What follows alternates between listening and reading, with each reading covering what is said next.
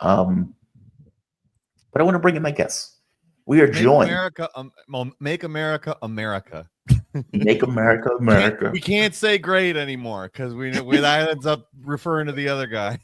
Peter Coffin, he's a journalist with over 250,000 YouTube subscribers, podcaster, and author. In their book, Custom Reality and You, they explore a world where profit is the driving force. Peter, welcome to the show, man. Joe Biden was talking about this being the concerns of America being an oligarchy. He referred to concerns about lying to the American public and that social media companies were no longer dealing with fact checking. He pointed out, I played the overwhelming majority of the speech. Apparently I got annoyed at various parts of the speech and gave my interjection in it. How you doing this morning, man? You doing all right?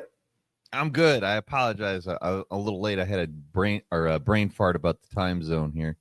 Oh, you're fine. You're fine. I was going through the news that was taking place in regards to the Gaza or the Hamas-Israel truce that's apparently on the table that Donald Trump pushed through. Give me your take on that. Let's start on that for a moment. All the reporting that's coming out is that Trump was instrumental in getting this deal. Trump was the one that pushed this deal through. You can look at sociopath Matt Miller himself. Even he, still under the Biden administration, is stuck saying this. When it comes to the involvement of President-elect Trump's team, it has been absolutely critical in getting this deal over the line. And it's been critical because obviously, as I stand here today, this administration's term in office will expire in 5 days. And one of the things that we have always said about this deal is that when you get from state. And I'll go further. Even though Joe Biden was trying to take credit for it, this is Netanyahu. Prime Minister Netanyahu spoke this evening with U.S. President-elect Donald Trump and thanked him for his assistance in advancing the release of the hostages and helping Israel bring an end to the suffering of dozens of hostages and their families. So Netanyahu, when he gives credit to one Donald Trump, not Joe Biden. And I can go further with this. The articles and the reporting that was coming out, for example, this article right here, I believe this is the Independent. Trump credited for ceasefire breakthrough as U.S. official who resigned over Gaza war slams Biden's inaction. And look at this part in the header.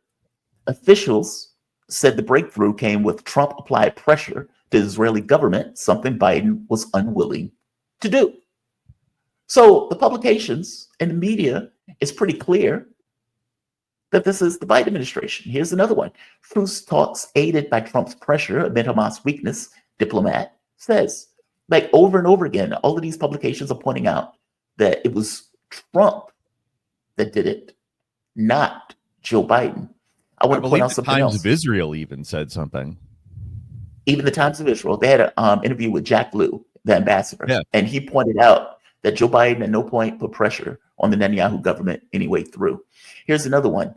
Right here, it says Kamala Harris paid the price for not breaking with Joe Biden on Gaza. New poll shows 29% of non-voters who supported Joe Biden in 2020 said the U.S. support for genocide was a top reason that they set 2024 out. This is according to a YouGov poll. So all of the reporting is making it clear that it was Donald Trump that was applying pressure that got the deal over the finish line. Even the article that came out that I was pointing out the other day, where it said, I think it was Haaretz, Trump forced Netanyahu to accept the deal that was on the table that Netanyahu wouldn't accept for the past year. So now Joe Biden is trying to step into it like he had some say-so in this, despite the fact that all the reporting is pointing out that it was indeed Trump that got it over the finish line. Here's another one. We have to acknowledge also that the reporting is not, it doesn't trend towards supporting Trump. No, they're complaining. Like Channel 4 News was complaining. They was like, we didn't think that Trump was going to do this. We thought Trump was going to allow us to continue the killing. But Donald Trump got in and basically forced us to take the deal. It's amazing because on one hand, you have Biden attempting to take credit for it. And you have a lot of like Kamala and Biden supporters on social media complaining, Trump is inflating his role in this. And then you have the media, which is essentially crediting him for it. Yep. And I've seen a narrative around it where this is somehow a bad thing. And it's amazing. I mean, obviously, for the war hawkish people in the establishment, it is a bad thing. They love the war. They love killing, because killing is good business. But yeah, it's astounding. I've witnessed this. It's insane, because you think, as you said, if you're reporting that Kamala, and this is 100% true, we can all be very smug about this because we said this the whole friggin' time. Yes. Kamala needed to have a different position on Palestine than Biden. Yes. You said it. I said it. We've said it to each other. Look, if you remember, Donald Trump was going to the Arab community saying, I'm going to end the war. Yeah. That's Trump's point of view. I'm going to end the war. And you go to Kamala Harris, and Kamala Harris is like, I don't have a different policy than Joe Biden, and I would not have had a different policy than Joe Biden. So not only can I not articulate anything different that I would do on this issue, I would have basically followed in line with Joe Biden over this issue. Now, they said after the fact, well, she didn't want to break away from Joe Biden. Okay, well, that means she didn't want to win the race. Yeah. No, that's exactly it. The thing is I said this a couple of times.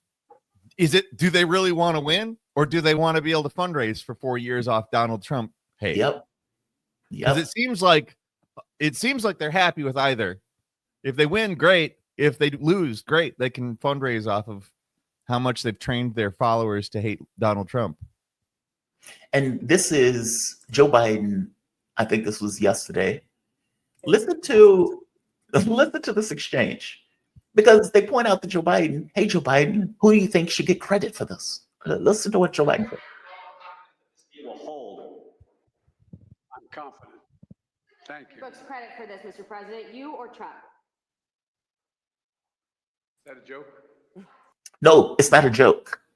No, it's not a joke. I mean, when you have literally everybody who has any information on the events crediting Trump, and it's not like I'm sitting here. I don't want to be like, hey, look, Donald Trump's the guy. Like, that's not. It's never been my agenda. That's not where we're at, right? Yeah, it's never been my agenda to be like, Donald Trump's the guy. It's always been like, Donald Trump is telling us he will do the bare minimum, and you're not. Why? Yep. That's been my point the whole time. And here he is. He comes in, and he's not even president yet, and he's done more than they have in 4 years. Because it's not like this started on October 7th. This isn't something new. It's from the 1940s. Yep. They had we've had so many administrations that haven't bothered trying. He comes in and he's not even president. And he's like, I'm just going to see what I can do. And boom, something. Yeah, he sends his envoy. It's frustrating, in all honesty. And I understand why some people might have the impulse to be negative about Donald Trump doing this. But the fact is, materially speaking, we need peace talks. Yes. Not just there, but on the Korean Peninsula. We need peace talks everywhere. And he's the only one out of those two who is even vaguely interested in peace talks. And it's not necessarily for the right reasons, but I don't care. I don't care what the reasons are. This guy, he's a bit of a narcissist. He likes the idea of being remembered as like this genius who fixed America. And it's not necessarily like that's a great reason, but I kind of don't care when we have a ceasefire in the Middle East now. It's like, it's been the whole time they're like, we're going to get a ceasefire. We're going to get a ceasefire. We're not going to put any pressure on Israel for it, but we're going to get one eventually. It's going to happen. And then he comes in and he's like, Israel, shut the fuck up. And it happens. Right. It's just, God, man, it's astonishing, because you think of all of those people that got killed over the time frame that they just wouldn't put pressure on Israel. It's you're talking about tens of thousands of people. Like Lancet is talking about 100,000 people slaughtered. And over the course of the time frame, Joe Biden is like griping, complaining, bitching, but under no circumstances using the actual levers of power to do anything about it. And that's the thing that drives me the most nuts about it. It's not like Israel controls us. We're the ones sending them tens of billions of dollars. We have the thing that said, we have the button to press that says you don't get that anymore. Like we're the ones with the leverage, and they're just like, well, you know, I don't like what they're doing out there, killing all those people, but I don't have any control over them. It's like they wanted people to be killed or something, and they just didn't want the blood on their own hands, on our military's hands. It's like they wanted the plausible deniability of some third party that's quote unquote uncontrollable doing it or something. It's amazing. It's just utterly amazing. Now, as I was pointing out to the audience, it doesn't mean that this is going to last. No, there's several moving parts that it could fall apart on, but it's the fact that they were able to get them to agree to it at all. And look, man, Israel has broken deals before. I mean, they've been breaking the deal with Lebanon.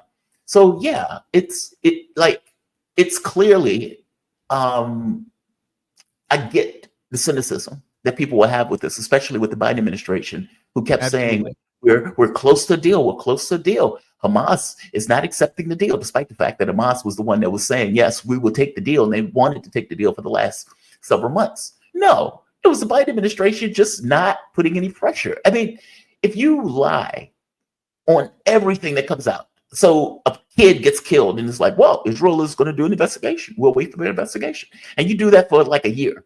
What this keeps happening over and over and over again. If you point out that Israel is starving this population, they're committing a genocide, and you have all of these human rights groups saying it, even the government itself saying it, and the government, meaning our government, Joe Biden, Blinken, changes the context of the report because they don't want to own up to the fact that Israel is starving the population. You're giving them weapons, you're giving them money, you're giving them political support. And then the question comes in, what incentive do they have to do anything if you're going to continue to give them this stuff with a blank check? And the answer, of course, is nothing. And so, you know, we'll have to see how this pans out. We'll have to see if Israel stands by the deal, and when they break the deal, whether the U.S. would actually lump in on the side, meaning how wedded to this deal and to the notion of Donald Trump ending this conflict will the administration be? I mean, because Donald Trump's ego could get involved, and he's like, yeah, I want to end the conflict. This is, you know, I said it's a deal, it's going to be a deal. Or it could be the same way with the Biden administration, where they murder a baby, and Trump is like, well, that baby was kind of dangerous, so, you know, that soldier had the right to get that baby in the face. We don't know which one. I hate to laugh at murdering a baby, but I mean, the way that you're not wrong about how you put it either. That's the sad part, right? It's like you would get this reporting out of like the Washington Post. The soldier valiantly defended himself against this 6-year-old who looked very dangerous at that soldier. It's like this valiant defense of Israel from babies and kids. No, they would put that stuff in a heartbeat. One of the things that I pointed out to the audience, I have been looking for this clip, and I want to get your take on this. I always say it's one thing for what a person actually believes, 3 a.m. between them and their God, versus what they say. Now, Donald Trump has gotten nearly $100 million, or at the very least was promised $100 million. I don't think he got that much from Adelson's wife, Miriam Adelson. And the entire point of her getting that money was she wanted Israel to annex the West Bank, in addition to bringing on these creatures that Donald Trump added in his administration. But before any of that took place, Donald Trump, in an interview, said this. When I heard this, I got to be honest, my mind was somewhat blown, but does add context to the Jeffrey Sachs clip that Donald Trump in his Truth Social. This is Trump. I think it's a terrible personal trait. I haven't spoken to him since, right? I didn't talk to him. I thought he wanted to make a deal more than Netanyahu. And I will be honest, I had a great meeting with him, Abbas, right? I had a great meeting with him, and we spent a lot of time together, talked about many things. And it was almost like a father. I mean, he was so nice. Couldn't have been nicer. And after meeting with Bibi for 3 minutes, I looked at him and said, "You don't want to make a deal, do you?" And he said, "Well, and the fact is, I don't think Bibi ever wanted to make a deal. Why? I thought the Palestinians were impossible, and the Israelis would do anything to make peace and a deal. I found that not to be true." Isn't that amazing? Considering the way Trump has been running and the people he put into his administration, that 3 a.m. between him and his God, that's probably what Trump knows. I mean, it sounds to me like these MAGA kids who are talking to these Chinese people on Red Note. And they're like, I've been lied to this whole time. Right. Right. It's like they got healthcare, they got education. Oh my God. I saw this one video of this one, like she was apparently a conservative woman, and she was talking about how they can't believe we have to work 2 jobs here to keep a roof over our heads. Like they're just shocked by it. And she was like, just absolutely pissed at our government. Yeah. But it sounds like that to me. Trump sounds like that to me. He's like going over there. He's like, I thought that it was going to be one way and it's the other. It's like, it's just, that does shock me. I'm not going to, I haven't heard that clip.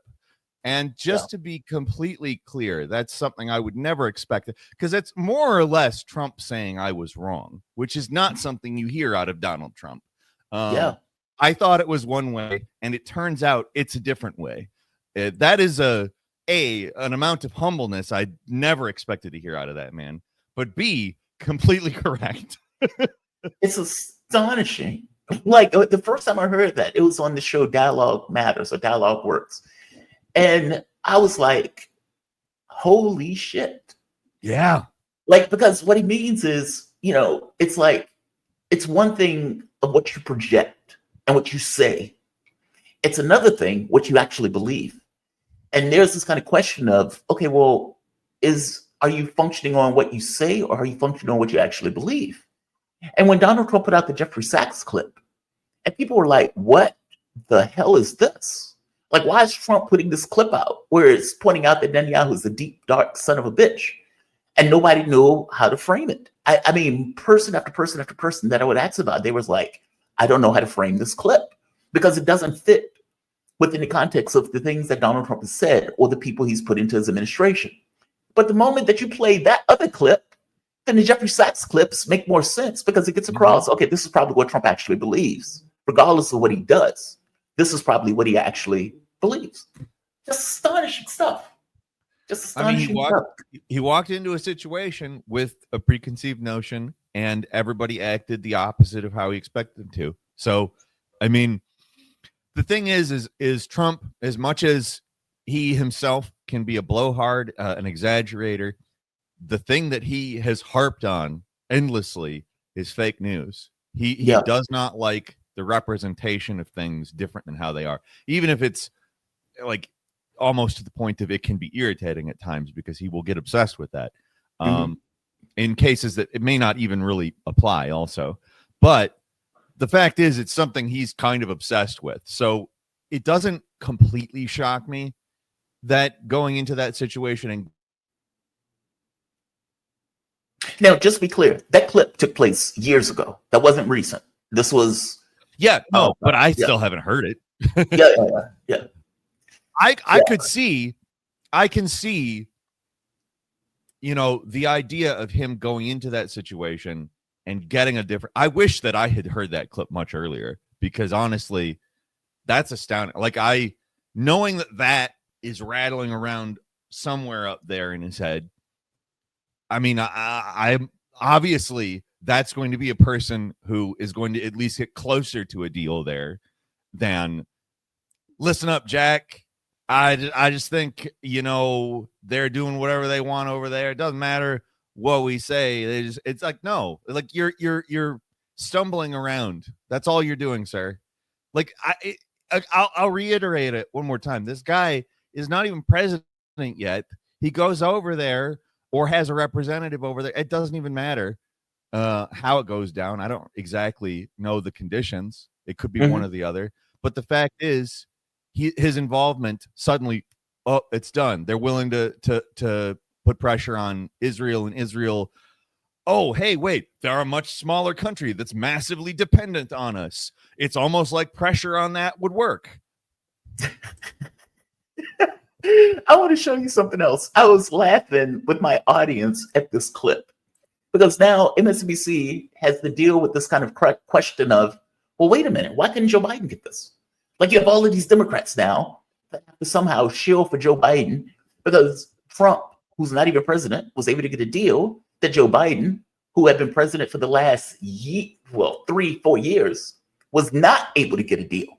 And these Democrats have to deal with that fact, especially since, if you remember, the biggest refrain from Democrats, especially those supporting Kamala Harris, and I had to deal with Democrats myself saying this, well, Joe Biden or Donald Trump is just as bad on the issue of Gaza as Joe Biden.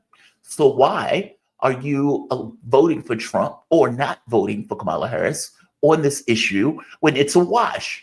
Meaning they're even on it, they're equal on it. Kamala Harris may not do anything other than Joe Biden was doing, but neither is Donald Trump. And Donald Trump is somehow going to be worse on this issue. And so now all of these Democrats, Ari Melber, pretty much anybody on MSNBC, Mehdi Hassan, all of these people who just took it as a religious faith that Trump was going to be worse. Okay, now these people have to eat crow. And these people have to deal with the reality that, oh, wait, so you're telling me that my guy was worse? It's that one, right? So this, I want to show you. Are we the baddies? Yeah. So right. So wait. So it's like, wait, we're the bad ones.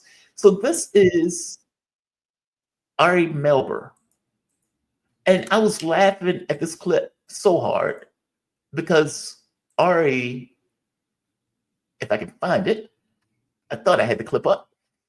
This is Ari Melber. So he is having a conversation with somebody that he brought on the show to talk about this issue. And he is confronted with the fact that it was Trump that was able to get the deal. Look at his face. As I was telling my audience, I've never seen a person's face actually do this in real life. Yeah. Look at this frown. Hold on. Let me go back to the beginning of this. All right. This is Melber being confronted with the reality that it was Trump that got the deal. Been available essentially since the end of May. So you might ask the question, as you did, why now? And I would say there was a Trump effect. The Trump effect was on. Look at his face. Look at that frown. I've never seen a person frown like that. Like it's so radically like it's so radically sad. It's like somebody drew if it. you could take. It's like a drawing. Yeah. It doesn't even look real. It doesn't even look like a real frown. That is a real frown. That is not AI. That has not been modified. When Ari Melber was confronted with the reality that it was Trump that got the deal, this is the face that he made. This is the face that he made. It's almost like he was crafted, like somebody, like you said, like somebody drew it. I've never seen anything like it. Yeah. I mean, it looks like you pause and it zooms in and the music starts bum, bum, bum, bum. Yeah.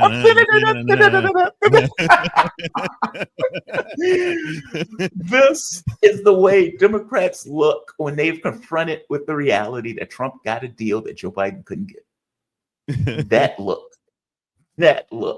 I mean, just and the thing is amazing. he did it right away. It's just like the first thing he did. Like, it's honest. It's an honest reaction. And the thing is, I also dealt with that exact same thing from Democrats. Well, you say this about North Korea and he's willing to do peace talks there, but on Israel Palestine, he's absolutely he's horrible on that. He's terrible on that. Well, the fact is he did go to Michigan, and not only did he say, I want to stop this war to the Arab population there, but he had Arab leaders on stage with him to speak. It's not just that he said something. He also did coalition building there, met with people, and then had them on the stage to speak. It's as much as all of these Democratic people want to talk about how they're about building, bridges with, marginalized communities and stuff like that. Did they do that? No, because they knew if they sent Kamala in to talk with the Arab leaders in the area, the Arab leaders were going to spit in her face because she wasn't willing to move on her position. Donald Trump is always willing to move on his position if it benefits him. And he knew this would benefit him. All he had to do was tear off a little chunk of that voting block. And he didn't tear off a little chunk of that voting block. He stopped the entire, just by signaling some degree of listening to them at all. And I've said this about the McDonald's thing even, but just by signaling that he will listen to some extent, he stopped a ton of people from voting for Kamala Harris that by traditional voting patterns would have. Now, whether they voted for him or not, it wasn't even that relevant. I'm sure a lot of them did. But to be clear, I mean, he ripped off the entire, it wasn't just him, of course, but in listening, he certainly made them go, you know what? Why the hell are we? Why? Like a normal person who might be questioning their community in Royal Oak, for instance, might say, I understand that this guy isn't her and she's not saying the things, but we always vote progressive or Democrat or whatever. I could understand some people in those areas saying that, and then literally having him come in, talk to Arab leaders, bring them on the stage and be like, I'm going to stop this. This is going to be part of my goals. It's insane that Kamala's strategy team did not understand how detrimental just being Biden was. Yeah. I mean, look, man, like I said, there's a big difference when one person is arguing, I'm going to keep the war going, or I'm not going to make any differences. And they're calling you genocide Joe. They're calling you Holocaust Harris. That's astonishing by itself that you're getting hit with that. Yeah, but it was just racist to say that. Yeah. It's racist to call her Holocaust Harris. Stop it. Holocaust She's Harris. a black woman. But I guess my point is and she could not deviate from him at all. It's astonishing. It's astonishing that, your response to being told you're participating in a genocide when it's functionally true, even if you don't like it. Yeah. Let's say she didn't like that.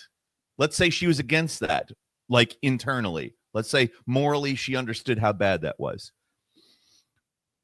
Doesn't matter.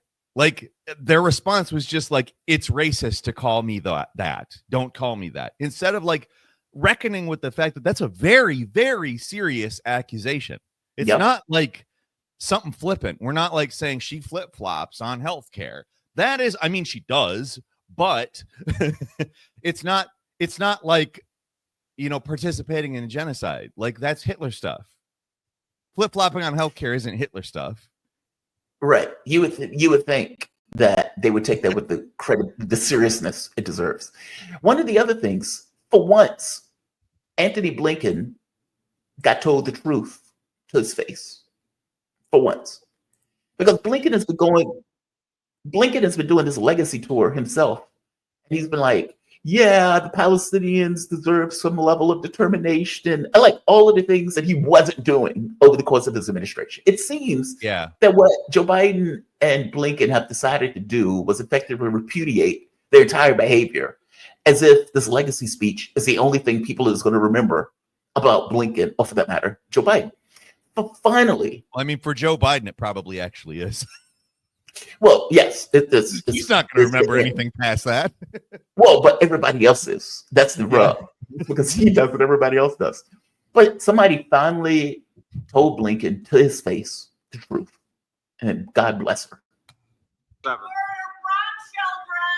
thousands and thousands and thousands. How do you break American law? How do you do all that and then sit here and tell these people, civilized people, that you are doing what? Kill, your policy for the Middle East. Kill, and kill, and kill, just like the Israelis saying. You're a brutal war criminal. We sat in front of your house for a year. You have no compassion. You are a monster. God bless her. God bless her. Oh, God. God bless that woman. Because nobody's ever going to tell him that. He's not going to hear that. in normal circles. Well, do you And see she's his screaming eyes the at him. whole time? You see Yeah, his eyes? dead I eyes. was fixated on his eyes. He Let- clearly let's- was let's- bothering him. Let's go back and say it again. I mean, it should bother her. I mean, somebody Yeah, is screaming at him, absolutely. effectively calling him a war criminal. She's like, you just kill, kill, kill. How are you standing here? Basically, how are you lying to us when we've seen the things that you have said, the things that you've covered for? You're a killer. You're a war criminal. Oh God, I love this woman. I love this woman. I don't even know how she looks, but I love this woman. Let's look at his eyes. He has these dead eyes when he's, dealing with this stuff, and he's coming up with his lying face. Since October 7th. Murder brown children. Oh, thousands and thousands and thousands. How do you It's break smug here. American law? How do you do all that and then sit here and tell these people, civilized people, that you are doing what? Oh, you're right. This is bothering him. Yeah, You're right. you see it. This is It biting. turns right there where she starts saying civilized people. Like Yeah. the You can see it. the little smug look in his eyes. It dies right there. Yeah. Oh God, this is such a good point, Peter. Murder brown children. Oh, thousands and thousands and thousands. How do you break American law? How do you do all that and then sit here and tell these people, civilized people, that you are doing what? Kill, your policy for the Middle East. Kill, and kill, and kill. Just like the Gulp. Israelis saying, you're a brutal war criminal. We sat in front of your house for a year. You have no compassion. You are a monster. You are a Since How October do you 7th. murder brown She I said didn't you have I no didn't notice compassion. it the first time, but he gulps. He actually Yeah. gulped. She said you have no compassion. You are a war criminal. Oh God, I love that woman. He might as he well have just stood gone. there and took it. Right. It's like, will somebody please get this woman out of here? This is bugging me. She said, how can you kill thousands of children? You are a brutal war criminal. You have no compassion. You are a monster. You are a monster. I mean, And she's like, you you're standing cannot. there telling All of No, what go she ahead. said materially is completely true, too. Yes. That's the thing that all of these people need to reckon with. And all of these people who told us that like supporting these people was the only way not to have another fascist Hitler come around. Like, Yep. they have to reckon with the fact that they did the Hitler stuff. Yep. And Yep. whether that morally bothers them or not, I don't know, because people like him, I really can't tell you if it bothers them. But think it he's a does sociopath. bother them to have somebody like this talking to their face and saying what everybody in the room knows is true. Yep. That bothers them. Yep. Matthew Miller needs to get that treatment too. And Patel needs to get that treatment. And Joe Biden needs to get that treatment. And Kamala Harris needs to get that treatment. I mean, she is like giving it to him and like with just rage, like righteous indignation and righteous rage. Like it's not like, oh my God, Donald Trump won the election in 2016 and he was stolen. It's not that, right? It is, you have murdered thousands of children. It's that rage. That's It's a the different kind rage. that focuses you to say the exact correct thing too. Yes. Because Yeah. it's one thing to go and again like shoot a CEO. Like that is it's not effective in the way that I think that people think it's effective. Mhm. It doesn't put people on a path towards getting it. What this woman did, whether intentionally or not, she spoke with a clarity that Mhm. is important in these, because we have to have a correct idea of what is happening exactly. Instead of just like it's bad, she's not just saying it's bad. She is outlining what's happening and why Yes. it's bad. And Yes. that is not something that these people are prepared to deal with, especially Mm. to their face. They don't understand, like in their heads, it's obviously not bad. It's the only right thing to do because that's Yep. what they're doing. So when we, the normal people, understand what's wrong with it in a way that they just don't even consider, it's flabbergasting to them. But the rest of us, the people who've had maybe a feeling that it's bad, just With don't a like conscience. the idea that it's bad. They Yeah. hear something articulated as well as that woman articulates it. That's important. God, I love it. And I even love the way she started. She was like, Yeah. you're coming here telling us this. Like, basically, you are lying to our face, to these civilized people. You're trying to sell this to these people. You are a monster. Oh, I love you. Are a monster.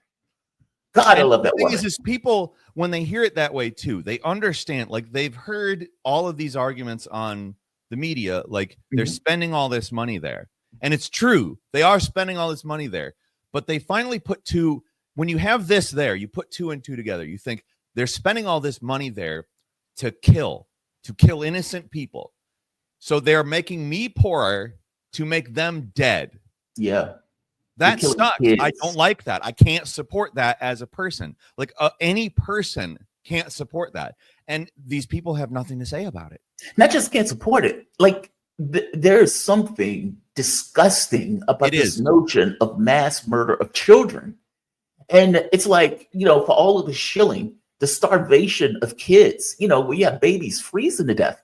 They are bombing hospitals. And you get Blinken over and over and over again coming out saying there is no spoon. There's nothing to see here, folks. Israel has a right to defend itself, even from a violent baby. Like, it's absurd, right? And there's something like over the top despicable about not just doing it, but covering for it. The Goebbels of the world who come out and tell you, well, really, I know this looks bad, but it's not as bad as it looks. Israel has a right to defend itself. October 7th. And it's like, dude, I accept the October 7th thing. Fair enough. That's horrible. But you have killed, 10 times, 20 times more than that? It's nearly 30. It's in the mid-20s. Like, it's 1,200 versus over 35,000. It's astonishing. I mean, the Lancet numbers are even up to 100,000. Because I use those numbers because those are the numbers they used for a really long time. And to be frank, the bare minimum numbers that they were using for a long time are disgusting. It's way above. It's way above that at this point. These numbers are astonishing. And yet, the Blinkens of the world went out there and covered for it over and over and over and over again without that level of pushback and without the media doing that. Meaning the media should have been doing that. The media should have been the one that's been pointing out, you guys are lying through your teeth. Now, they do it somewhat in the State Department where they're talking to Matthew Miller, but not this level of rage and indignation that should be there where you have thousands of babies murdered. I'll tell you why. I'll tell you what it is. I guarantee you that woman's a Democrat. And the reason why she's like that, the reason she's that angry is because she supported it. She has been told that is the correct thing. We can only do this. This is the only course. It was disgusting. And then at some point, that woman had realized along that path, it's not. And it's terrible what's happening. I guarantee it, because the values that the Democrats espouse are the opposite of what they're doing here. Yes. At some point, a Democrat who is serious about believing those things is going to confront that cognitive dissonance. And I guarantee you that's what, like, it's a special kind of rage in that woman's voice. It's a woman who I think probably understands she's been lied to and went along with it for a while at some point, just because, I was angry about healthcare back in, the Obama presidency. I had watched Sicko. I had tons of medical debt. I was very angry about that stuff. And I had always kind of gone along with it prior to that because I didn't really understand it. Right. That's how I sounded when I was talking about healthcare back then. I was really mad because they'd lied to me. It's like I backed you all of this time and come to find out I was deluded. You lied to me. Exactly. I wouldn't be, and if it's not somebody who realized that they had supported, if it's somebody who's been resisting it the whole time, good on them. But to me, that sounds familiar. It just reminds me of me a while ago, Just rage. I've been lied to. Like, I went along with this nonsense, especially if you find out after the fact Trump got a deal. Oh, man. Can you imagine that? Like, you were one of these people that was like, well, Trump is going to be worse, so you got to vote for Kamala Harris. Trump is going to be worse. Why all these people not voting for Kamala Harris? I mean, Trump is clearly going to be worse. And then Trump gets the deal. And he's not even president yet. He's not even president yet. Is it That's just the thing I Ari think Melber really thing? rubs the salt in the wound. The guy comes in and acts like the right president when he's not even president yet. Like Yeah. he comes in and does the president thing that he's supposed to do. It's just amazing. Just I don't know what amazing. to say. Yeah, it's just amazing. I got to be honest. I didn't necessarily have a huge amount of faith No, that Trump was going to do something like this. And so, from my point of view, it's kind of like, all right, this wasn't even in my mind space. Like this no, wasn't this even was on the not what I table. expected. Yeah, I expected him to basically continue Biden's stuff. the only thing I really wanted Trump to do was end the war in Ukraine, because that's the thing that he kept saying he was going to do. Yes. And all of these people are dying and everything else. Israel, I just assumed it was a wash, because I assumed he was going to continue the same policy as Joe Biden. Same. Absolutely the same. And the reason why, I don't care who does it.